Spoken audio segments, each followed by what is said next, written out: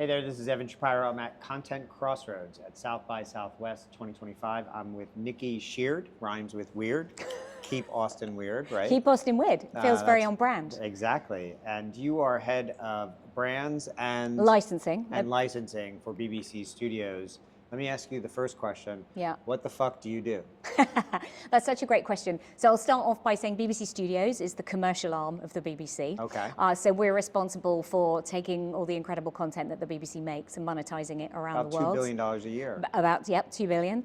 And I'm responsible for building out brands, products and experiences around that, including, very relevant for you, our social and digital channels around brands.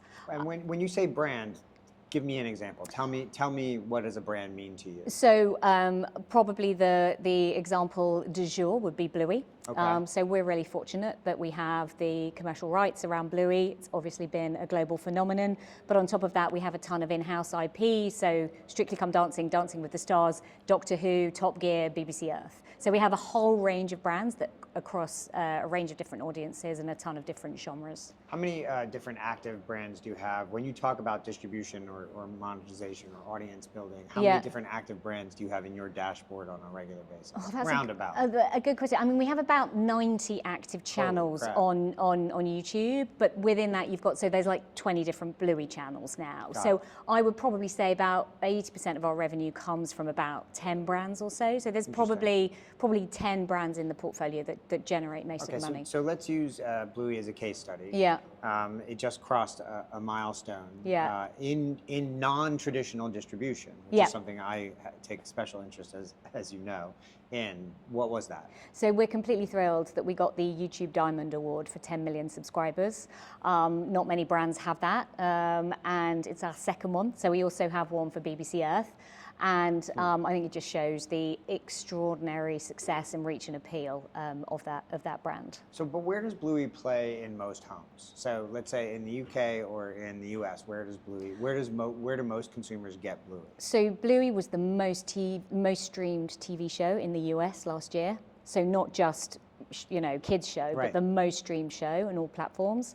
And we have a deal with Disney, but then we also have market by market deals with individual broadcasters. So for us, it was about balancing reach to really make sure we could get the show out to a broader audience as possible. So we had a very bespoke approach in Australia, which is the home market of the show. It's co-commissioned and on the ABC. In the US and a ton of markets around the world, it's on Disney. In our home market, it's obviously on CBeebies and iPlayer. So we really took care to have a very bespoke approach for the broadcast distribution, but then on top of that, really build out the YouTube presence. And do you maintain the same YouTube rights in all of the markets, or is it different per market?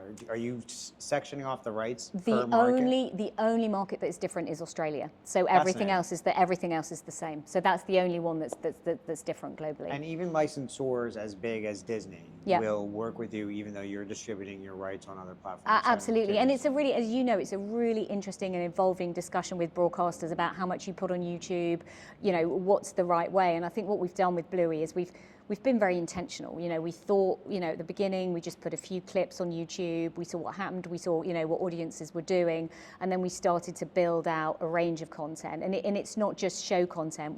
We've gone a lot into originals with Bluey. So we've done great stuff like... So there's bespoke stuff that's on your social video channels that wouldn't be on. That's not there. And then actually what's happened with Bluey, which has been really interesting, is some of the digital first content has then sold back into broadcasters. Fascinating. Yeah. And so when you take a look at a brand like Bluey, do you build a business model around the audience? Around how do you think about expansion for a brand like that over 5 years, over 10 years? We had somebody on stage from Roblox earlier. Do you think about those types of extensions? Absolutely, we do. So I mean, we're very intentional, and we have a brand first lens even for the YouTube business. So we're constantly thinking about how do you build out that community, and then how do you monetize it. So we're very big in consumer products. We're huge in consumer products. We're like the #2 toy. We have a couple of games and a really incredible pipeline of games coming up. We have a stage show we have a movie in development, and we just announced Bluey is going into Disney parks, which they've never done with a preschool IP before. So we're really building out a whole world around Bluey. I think there is this, there's this perception that without the home channel brand being kind of like it was in the olden days, it's harder to do the merchandising end of this, using YouTube as a marketing tool, using YouTube as a home base. Are you finding that true? Or? No, I don't. And Bluey's home base isn't YouTube. It is kind of where it is in different territories. But it is asymmetrical. When you look at the entire brand across the globe, it reaches different consumers different ways.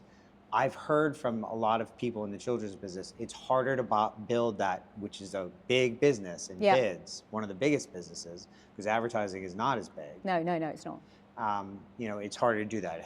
Have you found that, or I think what's your experience in that? There's a really interesting piece of work that I saw at a conference a few years ago, which is to build a kids brand, you need to be on at least 4 different platforms, right? So that could be TV plus YouTube plus Roblox plus something else. I do think there's a question about, can you build a brand that lasts forever that started on YouTube? We're in the infancy of those stages, right? And there's interesting, like the Coco Melons, which started online and then went to Netflix, and then so I kind of don't know the answer to that question yet, but I think that will be proven out in general. But I think there is something about the quality of the show and the authenticity of the show, and you get regardless of where it starts. Regardless of where it starts. Regardless of where it starts, and I think that's what we found with Bluey, is that people really want to engage with it, and I really believe that can become an evergreen brand.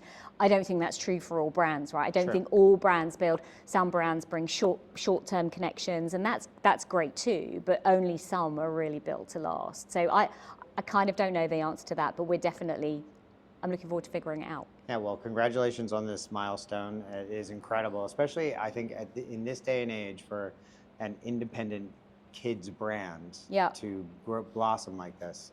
It's quite a feet. So congratulations. Thank you so much. Thanks for doing this. Total pleasure. It was great to meet you. And we call you the Pied Piper of social media, because you kind of everybody's kind of so inspired by what you're doing and wants to line up and follow you. So congratulations to you too. Very kind of you to say on camera. Thank you very much. I appreciate that. This is an embarrassed Evan Shapiro at South by Southwest 2025 Content Crossroads. We'll see you soon.